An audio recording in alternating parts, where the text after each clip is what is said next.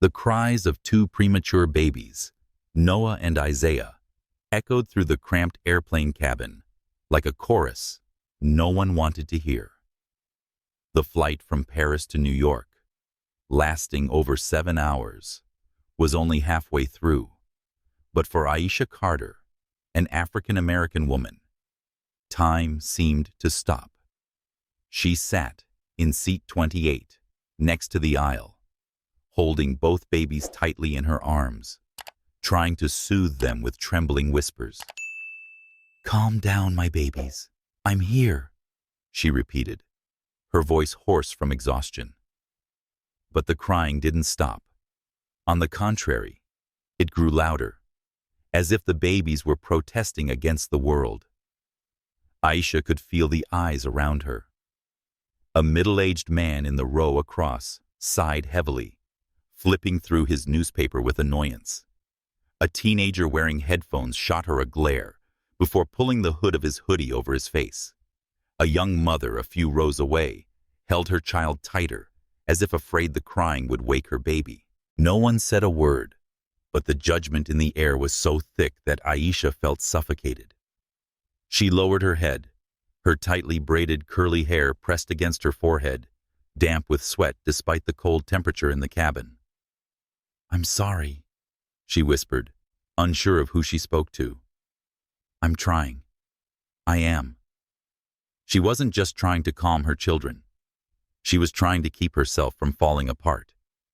Noah, the boy in her left arm, thrashed about, his face flushed with agitation. Isaiah, the other baby, cried hoarsely, his tiny hands clutching her shirt.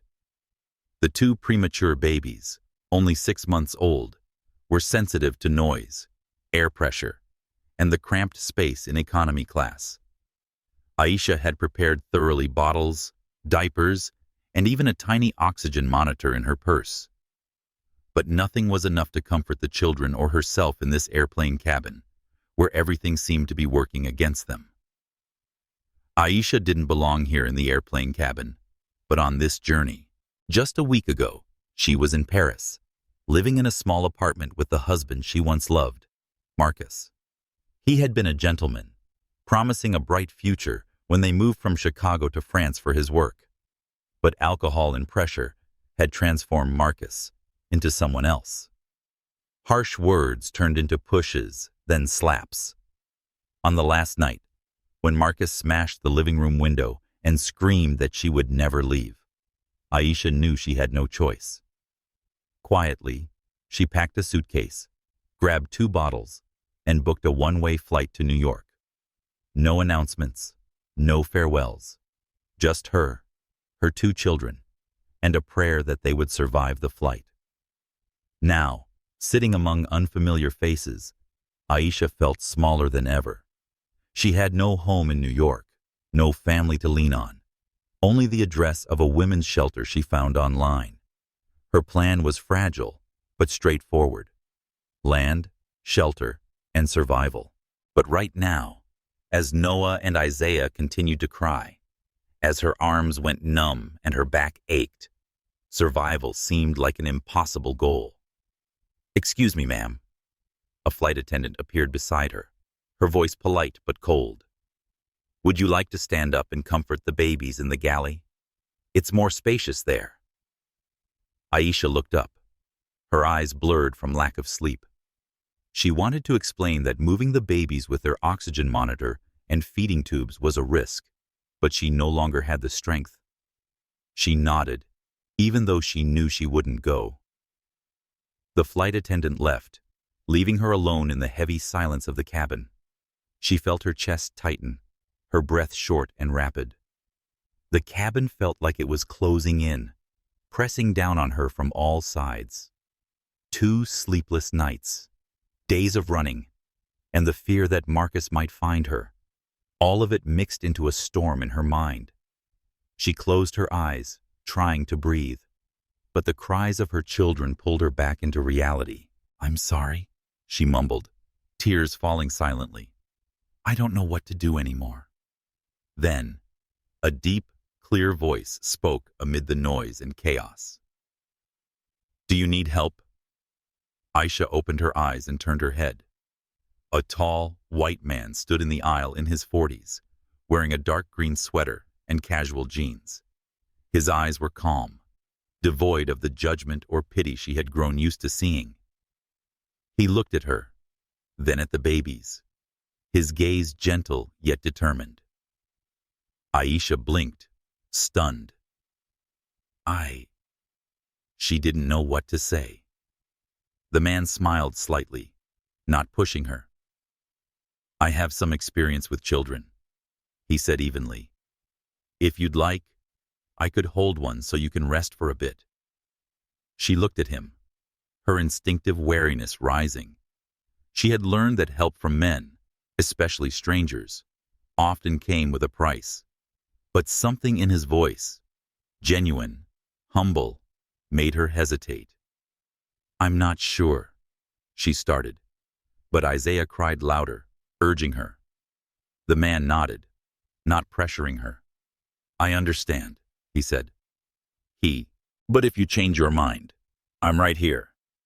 He pointed to his seat, 2 rows away, and then returned to his seat. Aisha watched him, her feelings mixed. She didn't know who he was, but at that moment, he was the only one on this flight who hadn't turned his back on her. She bent down, kissed Noah's forehead, and tried to regain her composure. But when Isaiah started squirming again, she knew she couldn't continue. With a shaky breath, she stood up, holding Isaiah, and walked towards the man. All right, she said, her voice small but firm. If you don't mind, I could use some help. The man stood up immediately, smiling. I'm James, he said, extending his hand to take Isaiah. James Whitaker. Aisha carefully handed her child to him, her heart pounding. James cradled the baby naturally, gently rocking him, whispering something she couldn't quite hear. Miraculously, Isaiah's cries began to subside, then stopped altogether. Aisha stood there, stunned, feeling like she had just been freed from an invisible burden. You should sit down, James said, his voice soft, just for a moment. Aisha nodded and returned to her seat, holding Noah, who had also begun to calm as if sensing the peace from his brother. She didn't realize how exhausted she was until she sat down, her back against the seat, her eyelids heavy. James stood there, holding Isaiah, his gaze never leaving the baby, but occasionally glancing at her to ensure she was okay. At that moment, amidst the noise of the airplane and the strangeness of the people around her, Aisha felt a tiny flicker of hope. She didn't know who James was or why he was helping her, but she felt like she wasn't entirely alone for the first time in many months. Aisha Carter sat in her airplane seat, holding Noah tighter, as if keeping him close to her could help her control the emotional storm rising within. Isaiah's cries had stopped, a miracle she had never witnessed in the months of constant stress.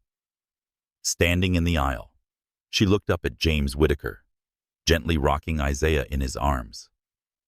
With his brown hair speckled with a few strands of gray and calm blue eyes, this man seemed to know exactly what to do. He whispered something to Isaiah, his voice low and steady, like a wordless lullaby. Aisha couldn't hear it clearly, but she could feel the tenderness in his voice, as if he was telling the baby that everything would be okay. She blinked, trying to shake off the overwhelming feeling. How did you do that? She asked, her voice hoarse, almost disbelieving. Isaiah, the baby who usually cried until exhaustion when overstimulated, was lying still, his tiny eyes half closed, his little hand gripping the hem of James's sweater. James smiled a soft smile without a trace of self-satisfaction. He said, I have 3 younger siblings. His eyes still on Isaiah. When we were kids, I used to carry them when my mom needed a break. I rocked them gently and kept my voice low. Sometimes they felt safe. He looked up, meeting Aisha's gaze. But I think this little one needs some quiet. Looks like both of them are tired. Aisha nodded, though her mind was still spinning. She wasn't used to someone paying attention to her children's needs. In the last months in Paris, Marcus had rarely helped. He often disappeared into bars, leaving her alone with the premature babies, hospital visits, and the mounting medical bills. She had learned to fend for herself, but as James stood there, holding Isaiah like it was the most natural thing in the world, she felt an emptiness inside, a void she had tried to bury. James said, "You should rest briefly," his voice pulling her back to the PR for a few minutes. "I'll watch the baby." He gestured to Isaiah, still peacefully asleep in his arms. Aisha instinctively shook her head, her wariness rising. "No, I can't. I mean, you don't have to do that." She paused, realizing her voice was trembling. "I don't want to be a bother." "It's no bother," James replied, his voice calm and sincere. "I want to help. If you're not comfortable, I'll give the baby back right away." He looked at her, not pushing, not judging, just waiting. Aisha bit her lip, battling within herself. She had learned not to trust, especially men. Marcus had promised everything: love, safety, a family, only to destroy it with punches and insults. But James wasn't like Marcus. He wasn't trying to assert power or demand gratitude. He was just there. She looked down at Noah, who had settled down, breathing evenly, his cheeks rosy. Maybe he sensed the calm from his brother, or perhaps James's presence had soothed the atmosphere. Aisha took a deep breath, feeling the weight of her eyelids. She hadn't slept in over 2 days, since the night she quietly left the apartment in Paris, dragging a suitcase through dark streets, her heart pounding with the fear that Marcus would wake up and chase her. "All right," she said finally, her voice small but firm. "Just for a little while. Thank you." James nodded, saying nothing more. He continued to rock Isaiah, walking gently in the narrow aisle, as if he had done this 1,000 times before. Aisha leaned back in her seat, a numbness spreading through her body.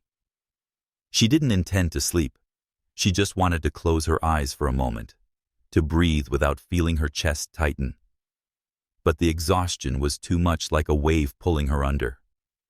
Her head tilted to the side, and before she knew it, her cheek rested against James's shoulder, who had sat beside her to prevent her from falling. She didn't know how long she had been asleep. 10 minutes, perhaps an hour. When she opened her eyes, the cabin was still dim, with only the faint glow of reading lights on the seats. The steady hum of the engine and the baby's crying had disappeared. Aisha was startled, her heart racing. She sat upright, realizing she had been leaning on James's shoulder. "Oh my God," she whispered, her face flushing with embarrassment. "I'm sorry. I didn't mean—" "It's fine," he said, turning toward her, still holding Isaiah, who was still fast asleep. "You needed rest. Both the babies are fine." He pointed to Noah, still curled up in Aisha's arms, breathing softly to reassure her. Aisha looked at her children, then at James, her throat tight. She didn't know what to say. Gratitude, suspicion, and a bit of fear mixed within her. Who would help a stranger like this, expecting nothing in return? "I'm Aisha," she said finally, her voice soft. Aisha Carter. She didn't know why she introduced herself, but it felt like something she needed to do, as if saying her name would help her reclaim a piece of herself. James smiled, his eyes warm. "Nice to meet you, Aisha," he said. "You've got 2 strong boys here." She nodded, trying to hold back her tears. She said they were everything to me, and the words carried joy and pain. She looked at James, wanting to ask who he was and why he was being so kind, but she didn't ask. Not because she wasn't curious, but because, If she felt no need to ask for the first time in many months, she felt safe. His presence, the way he held Isaiah, the way he didn't demand anything from her, everything about it was a promise that she could trust, even if just a little. She said, "You don't have to stay," though a part of her didn't want him to leave. James shook his head. "I know," he replied, "but I want to stay if you don't mind." She looked at him, searching for any sign of deceit, but found nothing but sincerity. "Thank you," she said, and this time she truly meant it. She leaned back in her seat, no longer sleeping, but allowing herself to relax just a little. James still held Isaiah, occasionally glancing at her and Noah as if to ensure they were all right. The cabin was still filled with unfamiliar faces, but they no longer mattered. At that moment, amid the sky, Aisha felt a small ray of light pierce the darkness. She didn't know who this man was or what awaited her in New York. But she knew, even if just for a moment, she was no longer alone. Aisha Carter sat silently in her airplane seat, holding Noah a little more gently, as if afraid that any movement might disrupt this rare moment of peace. Isaiah was still asleep in James Whitaker's arms, the stranger who had brought a glimmer of light into her storm. The sound of the plane's engine was steady, but Aisha's mind wasn't there, not wholly. She looked down at Noah, his small face rosy in sleep, and suddenly, a memory rushed back, sharp and painful like a wound. She saw herself in the small apartment in Paris just a few weeks ago, standing in the kitchen under the dim light of fluorescent bulbs. Noah and Isaiah, only 4 months old at the time, lay in their cribs in the next room, wheezing from the frailty of their premature health. Aisha was washing a bottle, her hands shaking from exhaustion after a sleepless night. Marcus, her husband, walked in, the strong scent of alcohol heavy on his breath. "Why are you always so slow?" he snapped, his voice cold. Aisha didn't respond. She had learned that silence was the safest option. But Marcus didn't stop. He snatched the bottle from her hand and threw it on the floor, the plastic shattering beneath his feet. "You think you're better than me, don't you? Do you think you can be a mother without me?" Aisha closed her eyes, trying to push away the image, but it clung to her like a ghost. She remembered curling into herself, her heart racing, praying the children wouldn't wake. Marcus didn't hit her that night, but he didn't need to.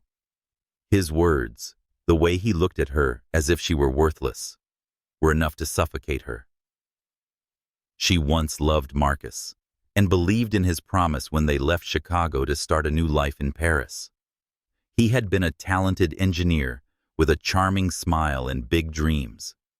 But alcohol and work pressures had transformed him into someone she didn't recognize. The first slap came after she got pregnant, as if her becoming a mother threatened him. She opened her eyes, returning to the present. Noah stirred slightly in her arms, and she gently stroked his cheek, the warmth of his skin easing the pain in her heart. She glanced over at James, still holding Isaiah with the care of someone who understood the value of safety. He didn't speak, only quietly rocked the baby, his gaze focused but occasionally flicking toward her, as if making sure she was okay. Aisha wondered what he saw in her. A tired mother, a woman on the run, or a stranger needing help. She wasn't sure, but she knew that this moment, fragile as it was something she hadn't dared hope for. The memory surged again, this time the last night in Paris. She remembered standing in front of the mirror in the bathroom, looking at the bruise on her shoulder, the mark from when Marcus had shoved her against the wall as she tried to protect Isaiah from his shouting. The children had cried all night, as if they could feel the chaos. Aisha knew she couldn't stay, not because of herself, but because of Noah and Isaiah. She didn't want them growing up in a house filled with fear, where love was twisted into control. She had secretly planned, each night, to take a few minutes to search for shelters in New York, contact a women's support organization by email, and hide cash in her suitcase. The night she left, Marcus was drunk and passed out on the couch. Aisha packed a suitcase, some clothes for herself, diapers and bottles for the children, and an old photo of her mother, who had died when Aisha was young. She held Noah and Isaiah and stepped out of the apartment, her heart pounding with every step. She walked through dark streets, dragging a suitcase with a broken zipper, praying that Marcus wouldn't wake up. At the airport, she cried when the staff asked if she was all right. "I'm fine," she said, though she didn't believe it. But she had to believe it for her children. On the plane, Aisha felt that memory like a weight on her chest. She took a deep breath, trying to focus on the present. James was still there, holding Isaiah, and she realized he hadn't asked anything about her, not why she was alone or looked like someone on the verge of breaking. His silence wasn't indifference. It was a form of respect she rarely received. She wanted to thank him again, but the word thank you seemed insufficient. "Are you okay?" James suddenly asked, his voice low so as not to wake Isaiah. Aisha jumped, realizing she had been staring at him. She nodded, though she wasn't sure if she was truly okay. "It's just too much," she said quietly. "I'm not used to someone helping like this." James smiled faintly, his green eyes reflecting understanding. "I understand," he said. "But sometimes, a helping hand is all it takes to change everything." He paused as if considering whether to say more. "When I was young, my mom was in challenging situations too. Someone helped her, and it changed our lives. I'm just trying to do the same." Aisha looked at him, surprised by his openness. She wanted to ask more, but a part of her remained cautious. She had learned that kindness sometimes came with a price, and she didn't want to owe anyone anything. But when she looked at James, the way he held Isaiah with such tenderness, she felt her doubt waver. Maybe, this once, she could allow herself to trust. She leaned down and kissed Noah's forehead, feeling his warmth. "You've got two wonderful boys," James said, his voice sincere. "They're lucky to have you." Aisha smiled weakly, the first smile in days. "I'm the lucky one," she said, and she truly felt that way, if only for this moment. The plane continued to soar through the night sky, carrying Aisha, her children, and this stranger to a destination she hadn't dared imagine. She didn't know what awaited her in New York, but as she looked at James holding Isaiah, she felt a small spark of hope, like a flickering flame in the dark. Maybe she would find a way to start over. The airplane cabin brightened as the dawn light filtered through the windows. Aisha Carter, the African-American woman with tightly braided hair, held Noah in her arms, feeling his steady breathing as a reminder that she was still moving forward. Beside her, James Whitaker, the white American man with brown hair, streaked with gray and calm blue eyes, continued to hold Isaiah, her other child, with a tenderness that hadn't waned after nearly an hour. The baby's cries had stopped, and now the cabin was filled only with the steady hum of the engine and the murmurs of passengers starting to wake. Aisha looked at James, her heart torn between gratitude and suspicion. She couldn't help but wonder, why would a stranger spend his time and patience on her, a weary single mother, in a flight full of judgment? She wanted to ask, but exhaustion and fear kept her from speaking. Instead, she said, "Aren't you tired? You've been holding the baby for so long." James smiled, his gaze still focused on Isaiah, peacefully asleep with his tiny hand grasping the edge of James's sweater. "I'm fine," he replied, his voice deep and sincere. "I held my siblings all night when my mom worked late shifts. Compared to that, this is nothing." He looked up, meeting Aisha's eyes. What about you? You look like you could use another nap." She chuckled softly, a weak sound but genuine, the first in many days. "I'm not sure I even remember what sleep is anymore," she said, half joking, half truthful. But her smile quickly faded as she thought of what awaited her in New York. A shelter she only knew by email, a strange city, and 2 children who needed her to be stronger than ever. She lowered her gaze, gently stroking Noah's thin hair, trying to hide the rising worry. As the plane descended, the flight attendant announced to prepare for landing. James carefully handed Isaiah back to Aisha, making sure not to wake him. She took her son, and the warmth of his body soothed her anxiety a little. "Thank you," she said again, her voice soft but full of meaning. "I don't know what I would have done without you." James shook his head as if not wanting to accept her gratitude. "You'll figure it out," he said. "You're stronger than you think." He fished a simple white business card from his bag and placed it on the tray before her. "If you need help in New York, call this number. There is no obligation, just an option." Aisha looked down at the card. The clear letters read, "James Whitaker, Horizon Fund." She furrowed her brow, the name Horizon evoking a vague memory. She had seen it on women's support websites and organizations offering shelter and legal advice. She looked up, her eyes searching James's face. "Are you with this organization?" James nodded without any hint of boasting. "I found it," he said, as if he were talking about an ordinary job. "We help people who need a fresh start.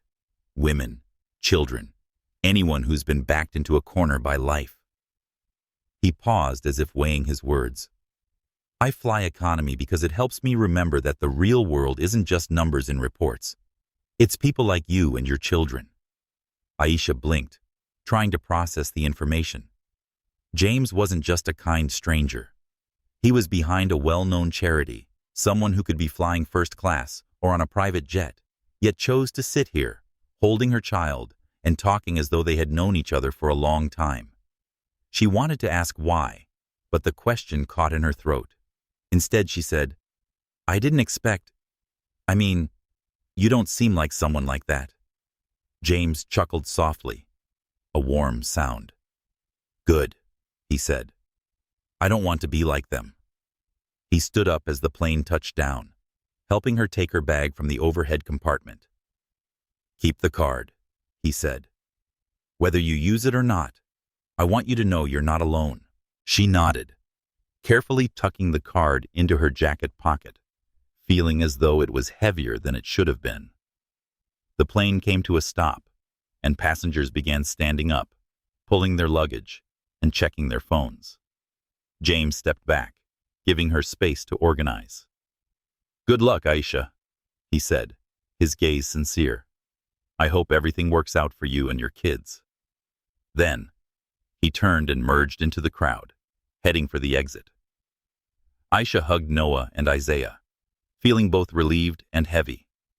She watched James until he disappeared from view, the business card in her pocket like a reminder that kindness still existed, even if she wasn't ready to fully believe in it.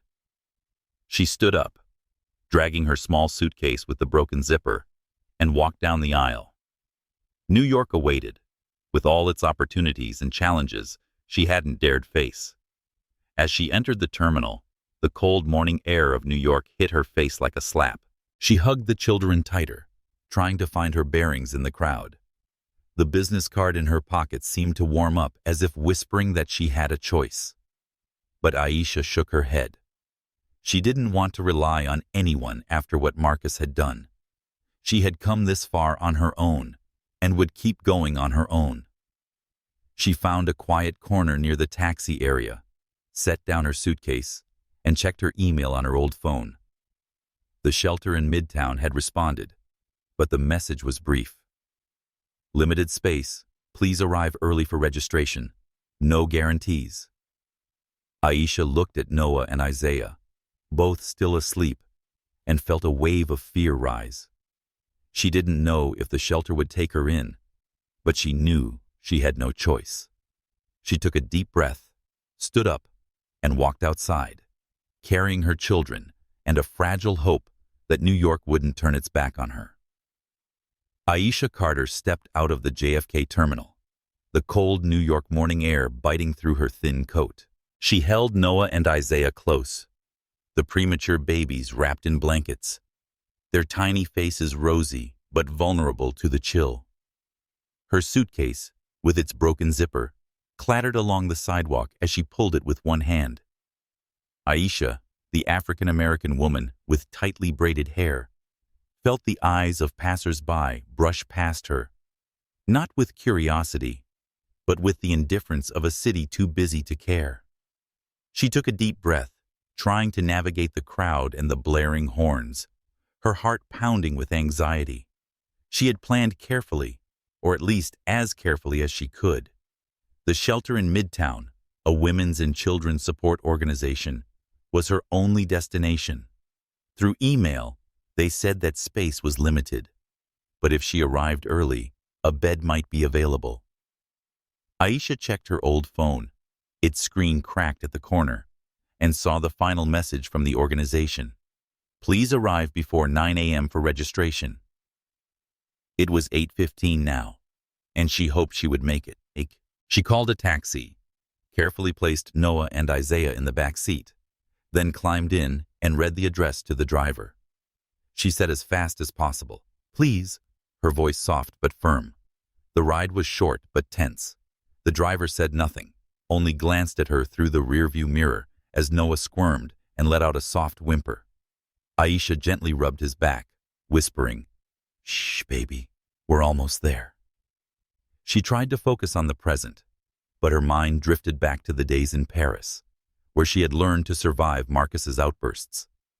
She remembered the time he shattered a bottle because she was too slow in preparing it, and how she had to kneel and pick up the plastic shards while the babies cried. She had left to escape that, but now, standing before an uncertain future, she wondered if she had the strength to continue. When the taxi stopped in front of the shelter building, a gray brick structure with a faded sign, Aisha paid the driver, feeling her wallet lighten considerably. She lifted Noah and Isaiah, dragged her suitcase, and walked inside. The air was stifling, the smell of disinfectant mingling with the murmur of other women talking. The front desk was busy, and a tired-looking staff member glanced up when Aisha approached. "I'm Aisha Carter," she said, her voice trembling. "I emailed ahead. I need a place for myself and my 2 kids." The woman checked the computer and immediately shook her head. "I'm sorry," she said, her tone flat. "We've been full since last night. You can try again tomorrow morning or sign up for the emergency waiting list, but I can't make any promises." Aisha stood frozen, feeling as though the floor had fallen out beneath her. "But I have 2 children," she said, her voice rising in desperation. "They're premature. I have nowhere else to go. I can sleep on the floor. I don't care." The woman looked at her, not without empathy, but with no solution. "I understand," she said, "but we don't have space. You could try the church on 37th Street.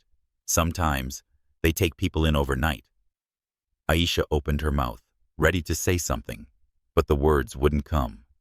She nodded, turned, and walked out, holding her children tightly and dragging her suitcase behind her. The cold outside hit her harder, as if reflecting the growing despair in her chest. She stood on the sidewalk, Noah beginning to cry, and Isaiah stirring in his blanket. Aisha sat down on a nearby bench, trying to comfort her children, but her tears fell before she could stop them. She had done everything she could, left Marcus, survived the flight, made it to New York, but now the world seemed unwilling to give her a chance. She fumbled in her coat pocket, touching James Whitaker's business card. Horizon Fund, she thought, but immediately shook her head. She didn't want to be the woman who needed saving, and didn't want to owe anyone, no matter how kind they were. She wiped away her tears, stood up, and began walking toward the church the desk clerk had mentioned, though she wasn't sure how far it was or if they would take her in. But a black SUV pulled up to the curb before she could step. Aisha didn't notice until the window rolled down, and she saw James Whitaker sitting behind the wheel, his eyes filled with concern, but no judgment. "Aisha," he called, his voice deep and clear. "Are you all right?" She froze, her heart racing. How did you know I was here?" she asked, her voice trembling. James exited the car, closing the door gently to avoid waking the children. "I'm not following you," he said quickly, as if reading the doubt in her eyes. "I was on my way to a meeting nearby and saw you. I just had a feeling you might need help." Aisha stared at him, torn between her instinct to refuse and the weight of the desperation pressing down on her. She wanted to say that she was fine and could manage on her own, but Noah's cries and the biting cold made her hesitate. "The shelter doesn't have space," she said, her voice hoarse. "I don't know what to do anymore." James nodded, not surprised or judgmental. "I know a place you and the kids can stay," he said. "A temporary apartment from the Horizon Fund is needed for emergency cases. It's clean and safe, and you can stay there as long as you need. No conditions." He opened the back door of the car, waiting but not pressuring. "It's up to you." Aisha looked at Noah and Isaiah, then back at James. She didn't want to rely on anyone, but couldn't let her children sleep on the streets. With a shaky breath, she nodded. "All right," she said, "just until I can find something else." James smiled softly, helping her place the suitcase and the children into the car. As she settled into the back seat, holding her babies close, she felt a sense of relief mingled with anxiety. She didn't know what kind of door she had just opened, but she knew that, at least for tonight, her children would be safe. The temporary apartment provided by the Horizon Fund sat nestled between a bakery and a laundromat on a quiet street in New York. Aisha Carter, the African-American woman with tightly braided hair, stepped inside, cradling Noah and Isaiah. The warmth inside contrasted sharply with the biting cold outside. The small apartment, though modest, was clean, with a single bed, a crib already set up, and a small kitchen corner stocked with formula, diapers, and a bottle warmer. Aisha stood in the middle of the room, feeling like she had stepped into a dream, not because the apartment was luxurious, but because she felt safe for the first time in months. James Whitaker, the white American man with brown hair streaked with gray and calm blue eyes, placed her broken suitcase in the corner of the room. "If you need anything, just let me know," he said, his voice calm and unassuming. "Someone from our team will come by tomorrow morning to assist. Just rest for now." Aisha nodded, holding Noah and Isaiah tightly, both starting to stir after the journey. "Thank you," she said, her voice soft but sincere. I don't know what I would have done without this place." James smiled gently, not expecting gratitude. "You'll figure it out," he said, repeating what he had told her on the plane. "You and your children deserve a safe place." He paused as if wanting to say more, but nodded and walked out, closing the door with a soft click. Aisha stood there, staring at the door, his business card in her jacket pocket, like a reminder that this kindness was genuine, even though she still didn't fully trust it. She placed Noah and Isaiah in the crib and checked the small oxygen monitor in her bag to ensure the babies were okay. She prepared a bottle, shaking hands from exhaustion, and fed the children. When both were asleep, she sat on the bed, finally allowing her body to relax. But her mind wasn't at ease. She thought about Marcus, the nights when he would yell that she would never escape him. She shook her head, trying to push the memory away, and pulled out her phone to check her email. There were no new messages from the shelter, but she told herself she would try again tomorrow morning. She needed a plan, not just for shelter, but for a new life for herself and her children. The next morning, a gentle knock on the door woke Aisha. She opened it to find a brown-skinned woman standing there, her curly hair pulled up high, her warm smile like sunlight. "Hi, I'm Sarah," she said, her voice cheerful but not overbearing. "I work for the Horizon Fund, helping families new to the area. I brought some breakfast and wanted to see what you might need." Sarah held up a paper bag with bread and coffee, her eyes friendly but not intrusive. Aisha invited Sarah in, feeling a bit embarrassed by the mess in the apartment. "Thank you," she said, placing the bag on the table. Sarah sat down, observing Noah and Isaiah sleeping in their crib. "Your babies are so precious," she said, her voice sincere. "I was a single mom too, so I understand how everything can feel like it's falling apart. But you've come to the right place." Aisha looked at Sarah, surprised by her openness. "You've been like me?" she asked, her voice soft. Sarah nodded, her eyes momentarily clouding with sadness, but her strength unwavering. "Yeah, 10 years ago, I ran away from a man who didn't deserve to be called the father of my child. The Horizon Fund helped me stand up, and now I'm here, trying to do the same for others." She paused, handing Aisha a cup of coffee. "You don't have to talk about it if you're not ready, but I'm here to help, with paperwork, finding work, or listening." Aisha took the cup of coffee, feeling the warmth seep into her hands. She said nothing about Marcus, but Sarah's sincerity made her feel less alone. They talked about small things, caring for premature babies, the New York weather, and how Sarah had learned to bake bread from her mother. Aisha smiled for the first time in months, even if it was just a small smile. That evening, James stopped by, carrying a pizza box and a sheepish grin. He said, "I'm not sure what you like," placing the box on the table, "but everyone likes pizza." Aisha laughed and invited him to sit. Noah and Isaiah were awake, lying on a blanket on the floor, and James knelt, playing with them by gently shaking a small toy. Aisha watched him, amazed by his natural ease. "Do you work with kids a lot?" she asked. James shook his head, sitting back down in the chair. "Not as much as I used to. I wanted to be a teacher, but life took me in a different direction." He paused, his gaze distant. "When I started my business, I thought money would solve everything. But then I realized it's not about money.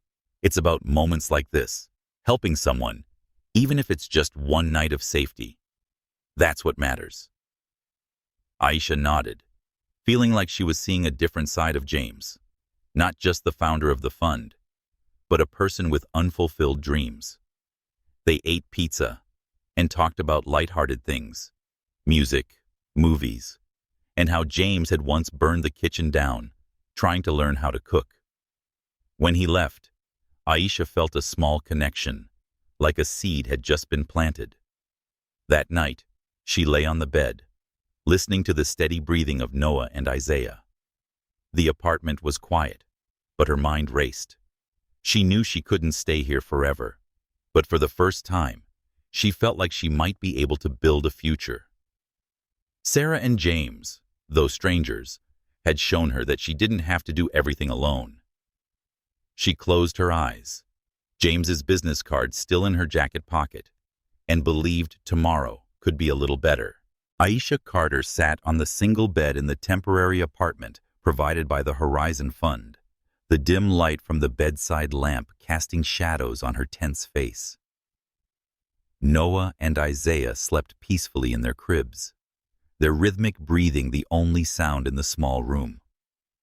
Aisha, the African-American woman with tightly braided hair, held a cup of cold coffee Sarah had brought her that morning, but didn't drink it. Her mind was in turmoil, not because of the cold of New York or the uncertainty of the future, but because of a small piece of paper on the table, a letter sent to the building, with familiar handwriting that made her heart tighten. The letter arrived in the afternoon, just as Aisha had returned from a quick trip to the nearby store to buy more diapers. The building manager, an older woman with a dry voice, handed it to her without a word.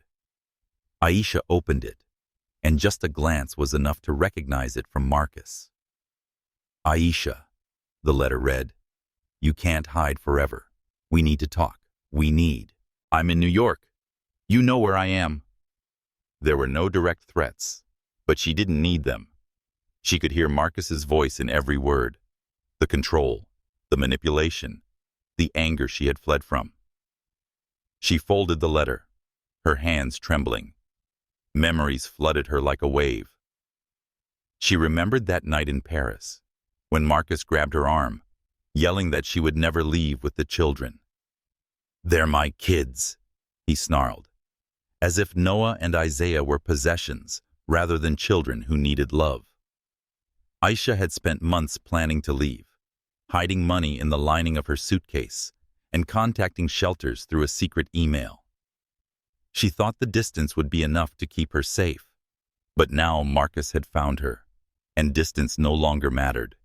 She stood up, walked to the crib, and checked on Noah and Isaiah. They were still asleep, unaware of the fear slowly choking their mother. Aisha's chest tightened, her breathing shallow and rapid. She didn't want to drag anyone else into this, but knew she couldn't face it alone. She took her phone, fingers scrolling through her sparse contacts, stopping at James Whitaker's number. She hesitated, the business card still in her jacket pocket, like a promise that she wasn't alone. Finally, she hit call. James answered on the first ring. "Aisha?"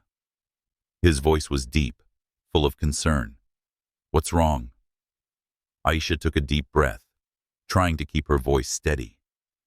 "Marcus found me," she said, her voice hoarse. "He sent a letter here. He's in New York." There was a brief silence, but it wasn't one of surprise or hesitation. "Where are you?" James asked. "In the apartment with the kids," she replied. "He said I'm on my way," and before she could protest, he hung up. 20 minutes later, James knocked on the door. Aisha opened it to find him standing there, his coat hurriedly thrown over a sweater, his blue eyes steady, but not pressing. Sarah was with him, standing just behind him, her curly hair tied up high, her gaze resolute. "James called me," Sarah said, stepping inside. "We'll deal with this, Aisha. You're not facing this alone." Aisha nodded, feeling both relief and anxiety. She handed the letter to James, and he scanned it, his face unchanged, but his hand tightening around the paper. "What does he want?" James asked, his voice low. Aisha shook her head. "He says he wants to see the kids, but I know him. He wants control, wants me to be afraid." She paused, looking at Noah and Isaiah. "He never cared for them. He hurts me." Sarah placed a hand on Aisha's shoulder, a gentle but firm gesture. "I've seen men like him," Sarah said. "They use words as weapons, but you have us, and we know how to protect you." James nodded, placing the letter on the table. "The Horizon Fund has a legal team," he said. "We'll contact them tomorrow morning and get everything ready. Reports, documents, and anything we need to ensure Marcus can't harm you or the kids." He looked at Aisha, his gaze sincere. "You don't have to decide anything tonight. Just know we're here." Aisha sat down, feeling like a weight had been lifted, but the fear still clung to her. "What if he comes here?" she asked, her voice trembling. "What if he tries to take the kids?" Sarah answered first, her voice certain. "He won't get in. This building has security, and we'll call the police if needed. I've worked with cases like this, Aisha. He has no rights unless you allow him." She looked at Sarah, then at James, feeling the support she had never dared to hope for. She remembered the days in Paris, when she had to lock the bedroom door to keep Marcus out, and she cried alone in the dark because she had no one to turn to. Now, in this small apartment, she wasn't alone. "Thank you," she said, her voice choked. "I don't know why you're doing this, but thank you." Sarah smiled, her eyes warm. "Because I was you," she said, "and because someone helped me, so now I help others." James nodded, but didn't say anything more. He just sat there, listening, as if his presence made her feel safe. When James and Sarah left, promising to return with a clear plan tomorrow morning, Aisha stood by the crib, looking at Noah and Isaiah. Marcus's letter still lay on the table, but it didn't feel as threatening as it once did. She didn't know what Marcus would do next, but for the first time, she thought she had the strength to face him. She closed her eyes, took a deep breath, and whispered to her children, "I won't let anyone hurt you, not ever again." Aisha Carter stood before the small cafe on a busy street in New York, the weak morning sunlight filtering through her tightly braided hair. The African-American woman, her eyes determined yet unable to hide the anxiety, hugged her coat tightly around herself, feeling the crumpled piece of paper in her pocket. Marcus's latest message, delivered through the building manager. "Meet me at the cafe on 23rd Street, 10 a.m. I deserve to talk." There were no direct threats, but Aisha knew Marcus. He wasn't coming to reconcile. He was coming to control. She had stayed up all night, weighing every option. Calling the police could complicate things, as she didn't have concrete proof of any immediate threat. Ignoring Marcus could make him more aggressive, even finding a way to approach Noah and Isaiah. Aisha didn't want to live in fear, and didn't want her children to grow up haunted by their father's ghost. She decided to meet him, not because she owed him anything, but because she wanted this to end. She had called Sarah earlier that morning, and Sarah, with her confident voice, had promised to prepare legal documents in case Marcus caused trouble. James knew, and although Aisha had told him not to come, he insisted on staying nearby to ensure she was safe. She took a deep breath and pushed open the cafe door. Inside, the scent of freshly ground coffee mingled with the soft sound of jazz music. Marcus sat at the corner table as she remembered. Tall, well-dressed, but calculated, in a dark blue shirt with a smug smile. He stood when he saw her, gesturing toward the seat opposite him, as if they were old friends. "Aisha," he said smoothly, his voice oozing with charm. "You look tired." Aisha didn't sit. She stood straight, her gaze locked on Marcus. "I'm here to listen," she said, her voice cold. "Go ahead." Marcus raised an eyebrow, seemingly surprised by her firmness, but quickly regained his self-assurance. "You took my kids and disappeared without a word," he said, his voice low but sharp. "Do you think I'll let that go?" She clenched her fists, her nails digging into her palms to stay calm. "You don't get to talk about them," she replied, her voice steady but cutting. "You've never cared for Noah or Isaiah. You only know how to hurt me, and I won't let them grow up in a house full of violence." Marcus tilted his head, his thin smile turning dangerous. "Violence?" he repeated, as if the word were a joke. "You're exaggerating, Aisha. I want us to be a family. I've made mistakes, fine, but I'm their father." Aisha felt the anger rise, but she held it back.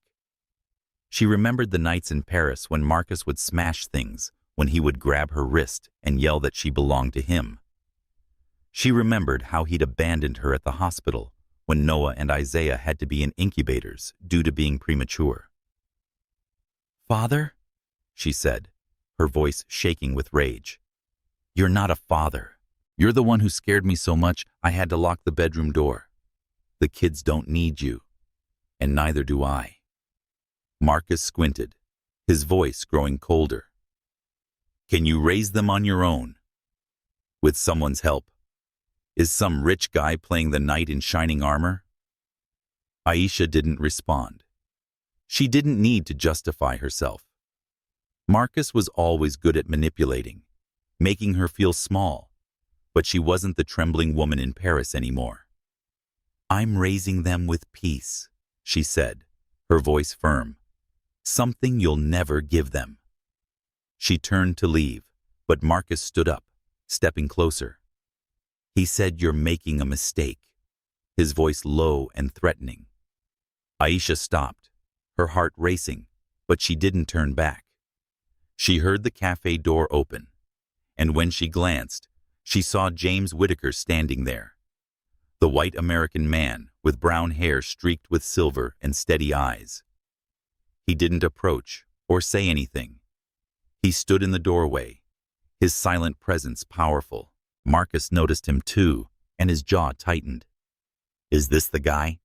Marcus asked, his voice dripping with sarcasm. Does he think he can replace me?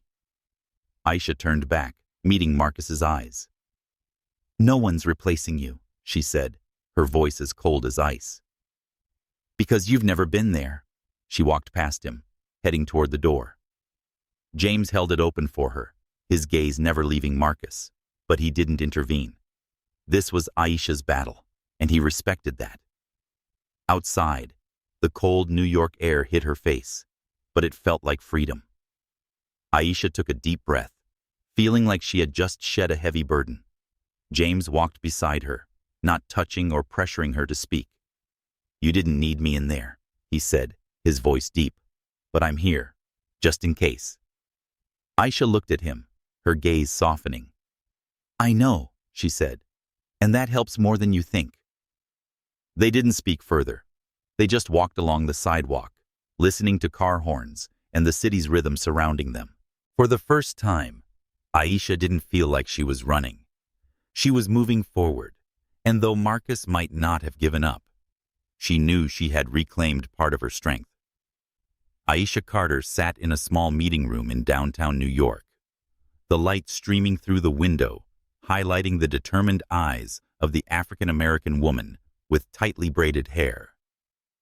Noah and Isaiah, her premature babies, were wrapped in blankets and resting in a stroller beside her, sleeping peacefully under the care of a volunteer from the Horizon Fund.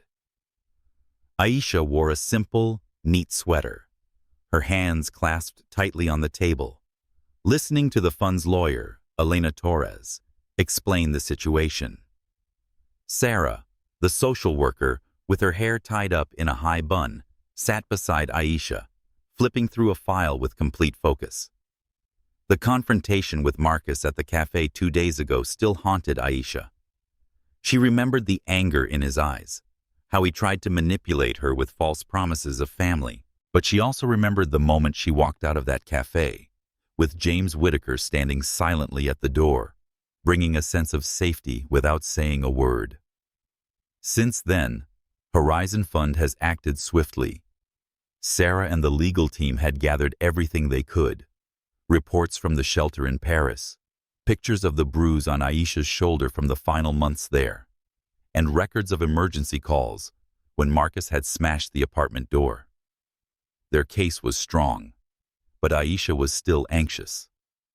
Marcus was always good at playing the part, and she feared he would find a way to turn the tables.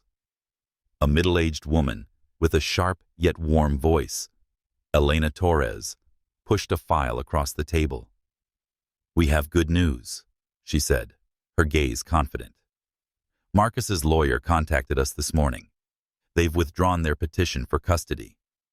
He doesn't want to go to court after we sent them the evidence summary. Aisha blinked, struggling to process the information. So, is it over? She asked, her voice trembling with disbelief.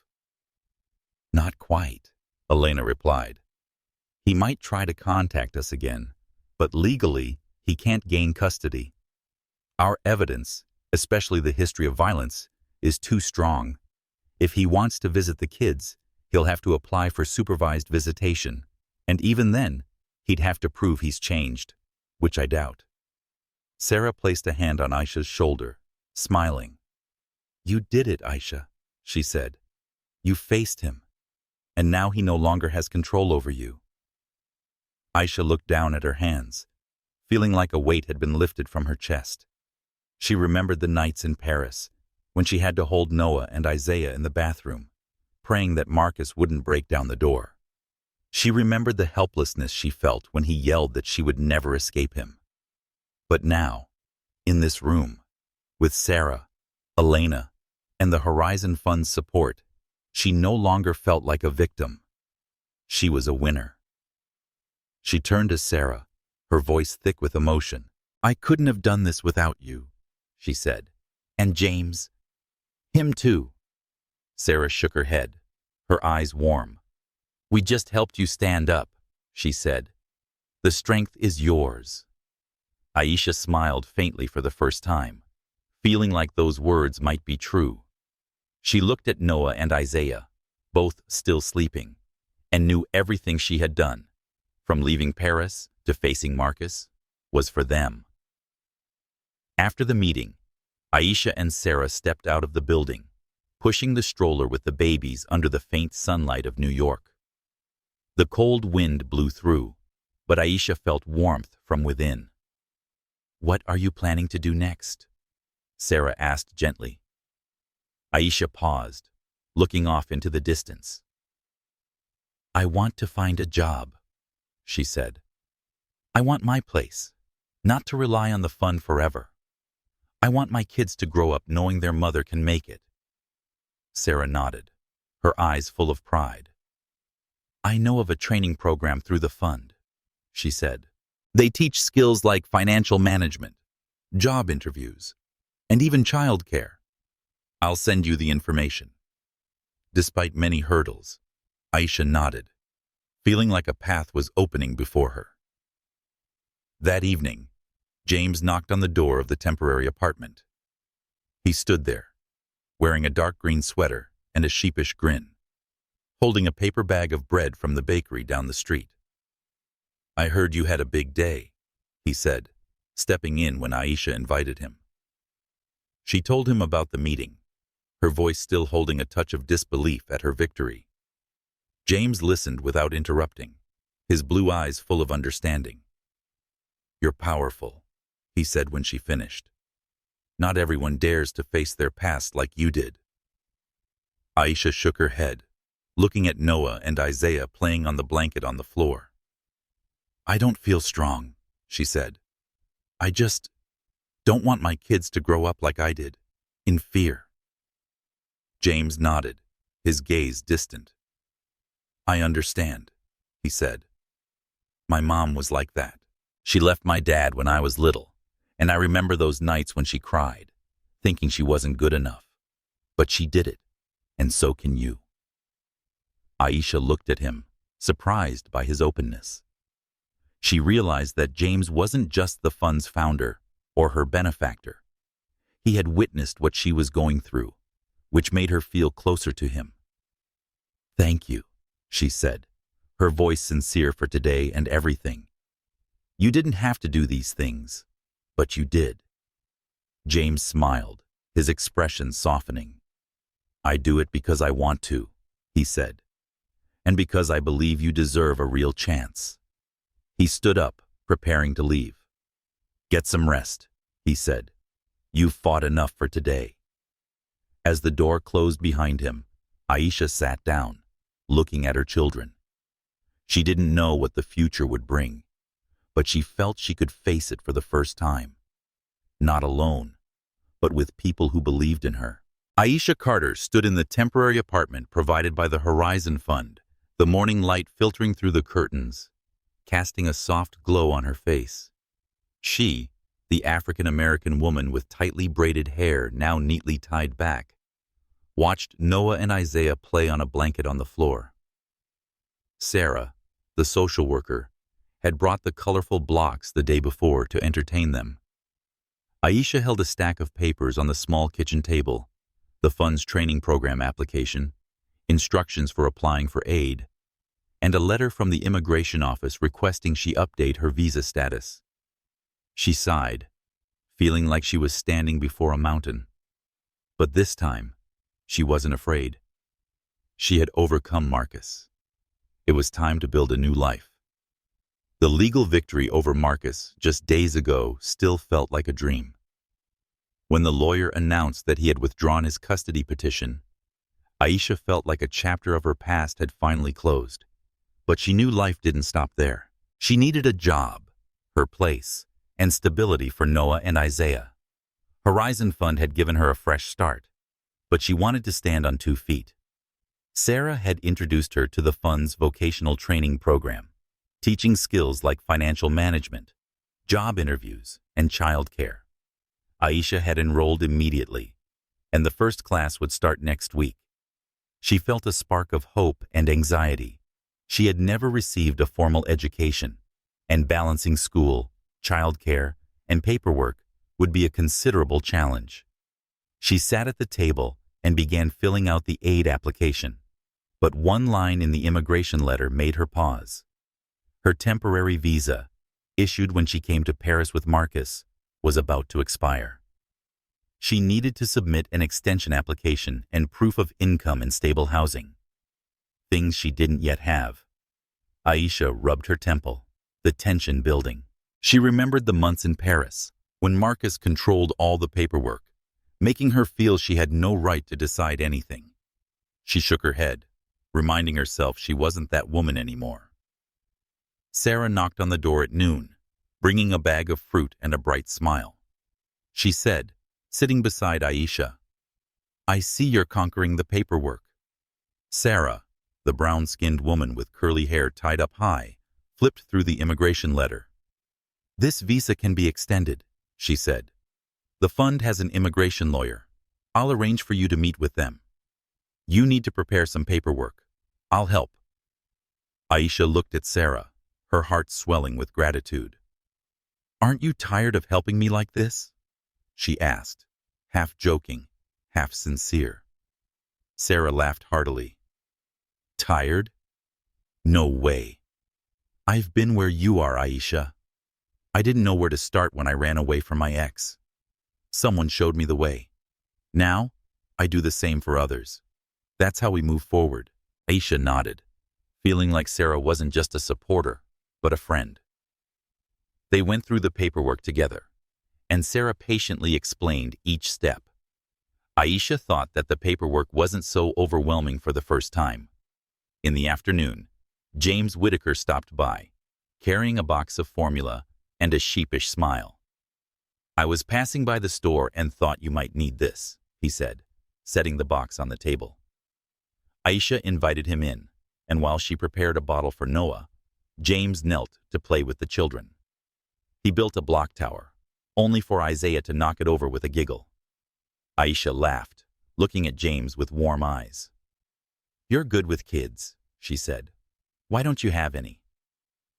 James sat back down in the chair, his gaze distant. "I always thought I'd have a family," he said. "But work took over.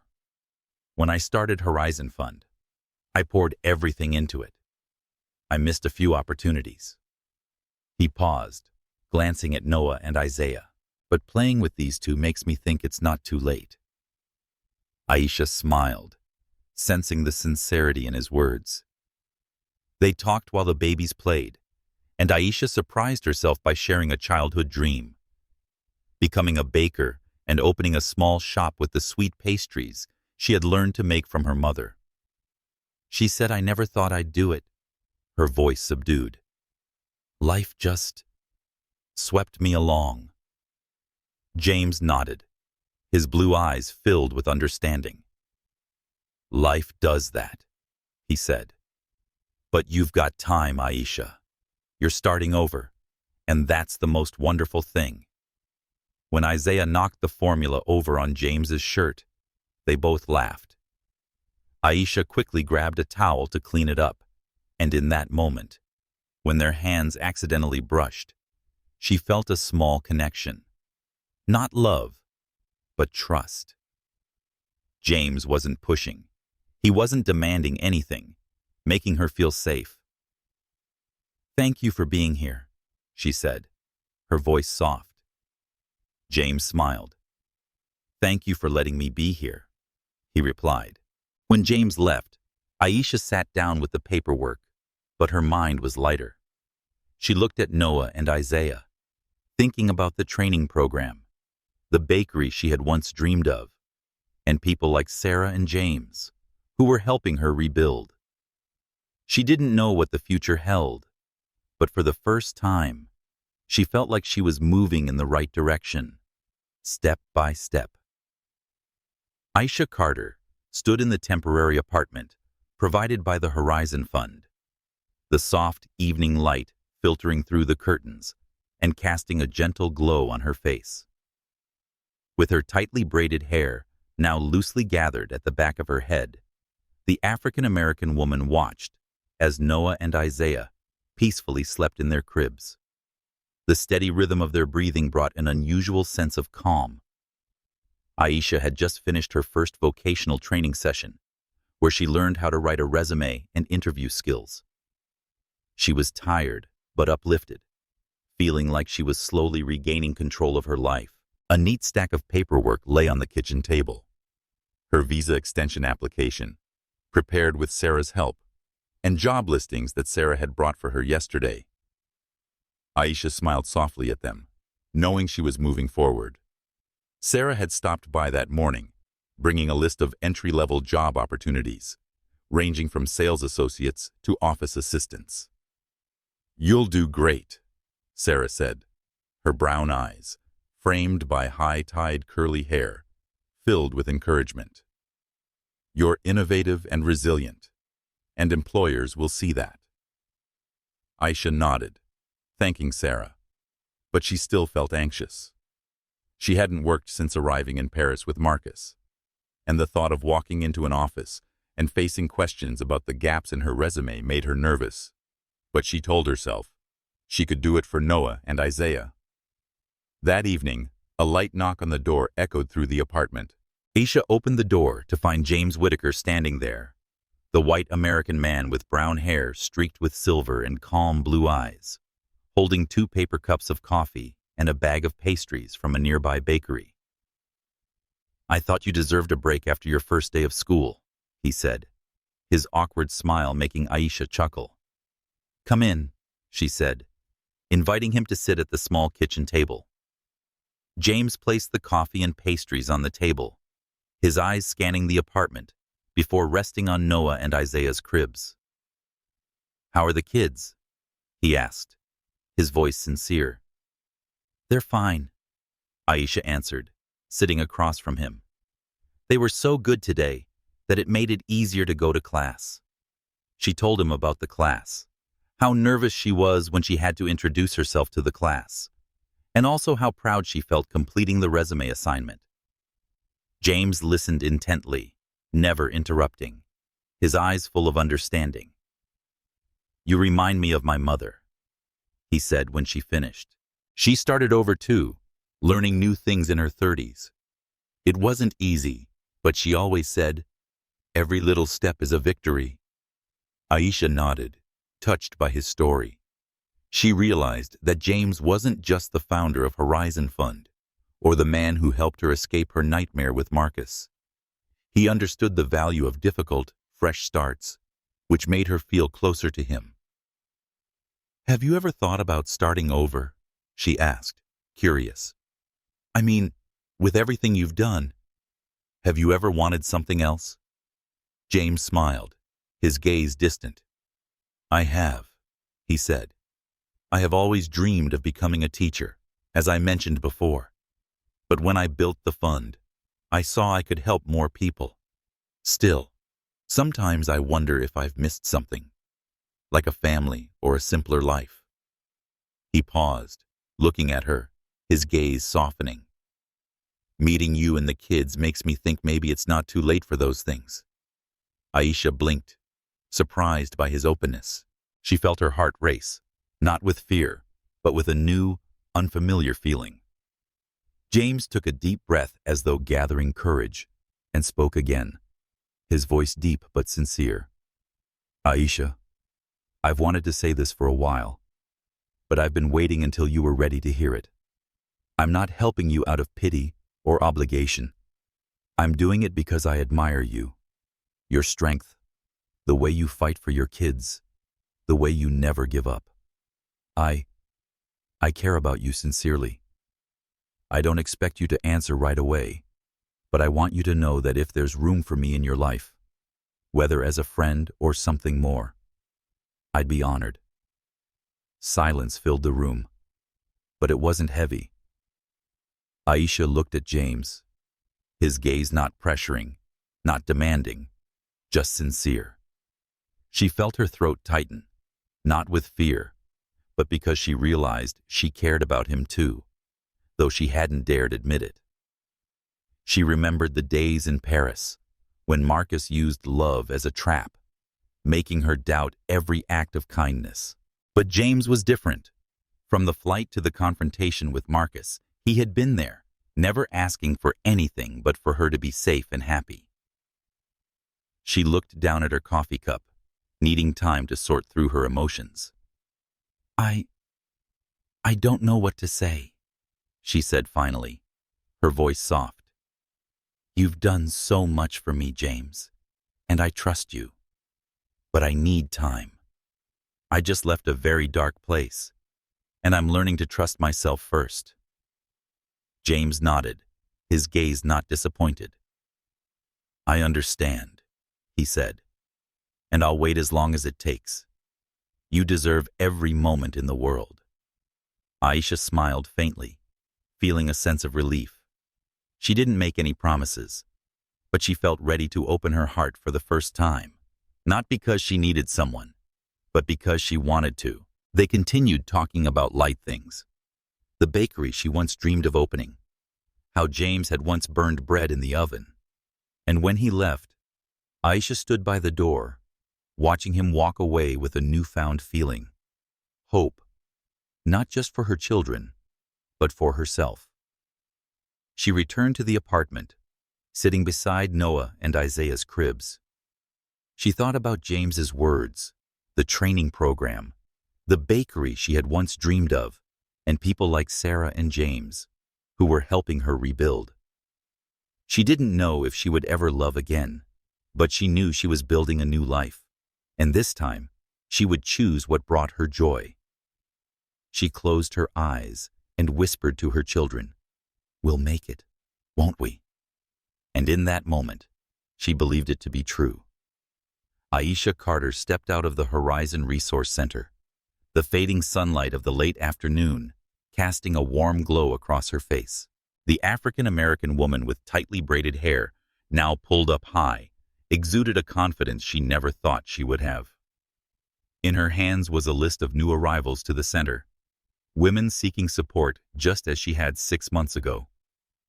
Noah and Isaiah, now close to 1-year-old, were in the fund's daycare, playing under the watchful care of volunteers. Aisha, now a part-time employee at the center, felt her heart lighter than it had been in months, no longer burdened as she had been on that flight from Paris to New York. 6 months ago, Aisha was an exhausted single mother, running away from Marcus and a violent marriage. She remembered the moment on the plane when Noah and Isaiah's cries mixed with the passengers' judgmental stares, and how James Whitaker, the white American man with brown hair streaked with silver and blue eyes, had stepped forward, holding Isaiah and offering her a spark of hope. Now, she wasn't just surviving. She was building a new life, step by step. Aisha had completed the Horizon Fund's vocational training program, learning to manage finances, write a resume, and handle interviews. She found part-time work at the center, helping other women like herself find housing, jobs, and safety. She also moved into a small apartment, paying rent with her income, while the Horizon Fund continued to provide childcare. Her visa had been extended, thanks to Sarah and the fund's legal advisor. Every day, she felt stronger, no longer defined by what she had run from, but by what she was building. Today, Aisha met a new mother at the center, a young woman with fearful eyes holding her baby. Aisha sat down, listening to her story without rushing, without judgment. "You're safe here," Aisha said, her voice gentle. We'll take it one step at a time. Those words she had learned from Sarah, who had become a close friend. Sarah, the brown-skinned woman with curly hair tied up high, had said the same thing to her, and now Aisha passed on that comfort like a torch being handed over. In the afternoon, Aisha walked to the back courtyard of the center, a small space with a few benches and an old oak tree. James stood by the railing, holding a cup of coffee, his eyes distant. He wore a dark green sweater, and his familiar presence made Aisha smile. "How long have you been here?" she asked, walking up to him. James turned around, his eyes lighting up. "Just now," he said. "I heard you're doing well, helping others like you were helped." Aisha shrugged, but her smile couldn't hide her pride. "I'm just doing what I can," she said, "like someone once did for me."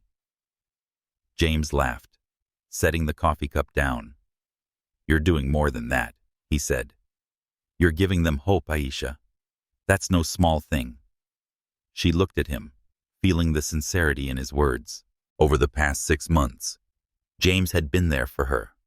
Not pushing, not demanding, just a friend, a supporter, and gradually, someone she was beginning to open up to. They stood there, watching the sunset, the golden light stretching across the sidewalk.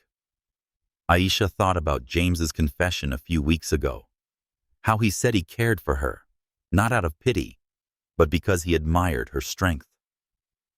She had asked for time, and he had patiently waited. Now, when she looked at him, she felt ready. "James," she said, her voice soft but firm. "You once said you wanted to be a part of my life. Do you still feel that way?" James turned to her, his blue eyes brightening with surprise and hope. "I do," he said, "more than ever." Aisha smiled, feeling a door inside her open. Then, "Yes," she said, "not because I need you, but because I want you to be there. With me, with Noah, with Isaiah." She paused, looking at him. "But we'll take it slow, okay?" James nodded, his smile widening. "As slow as you need," he said. They didn't say anything more. They just stood side by side, feeling the moment's quiet. There is no need for a hurry, no need for definitions. Friendship and love would come in its own time. That evening, Aisha pushed Noah and Isaiah's stroller back to the new apartment, the busy New York streets feeling peaceful in her eyes. She thought about the flight 6 months ago, when she was a broken woman, holding 2 babies and a broken suitcase. Now, she was a mother, an employee, someone learning how to dream again, about a small bakery, about a family not overshadowed by darkness. She looked at her children, smiled, and whispered, "We did it, didn't we?" And in her heart, she knew the answer was yes.